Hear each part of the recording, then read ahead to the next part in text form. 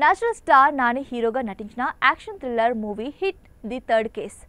Hit సిరీస్లో వస్తున్న మూడో సినిమాను కూడా శైలేష్ కొలను దర్శకత్వంలోనే తెరకెక్కించారు.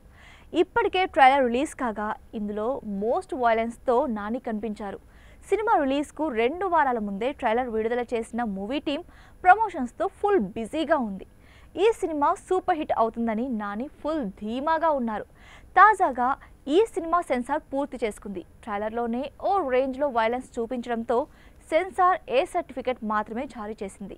అంతేకాకుండా కొన్ని సీన్స్ మార్పు చేయాలని సూచించింది. అలాగే అభ్యంతరకర పదాలు మ్యూట్ చేయాలని ఆదేశించింది. రక్తం కనిపించే సన్నివేశాల్లో రెడ్ కలర్ను డార్క్ చేయాలని సూచించింది. కాగా ఈ మూవీ రన్ టైం దాదాపు 2 గంటల 37 నిమిషాలుగా ఉండనుంది. అలా మార్పులు చేయడంతోనే సెన్సార్ బోర్డు ఓకే చెప్పింది. కాగా ఈ సినిమాలో నాని, అర్జున్ సర్కార్ పాత్రలో కనిపించనున్నారు. కేజీఎఫ్ బ్యూటీ శ్రీనిధి శెట్టి హీరోయిన్గా నటించింది. ఇప్పటికే షూటింగ్ పూర్తి చేసుకున్న ఈ చిత్రం మే 1న ప్రపంచవ్యాప్తంగా థియేటర్స్లో సందడి చేయనుంది.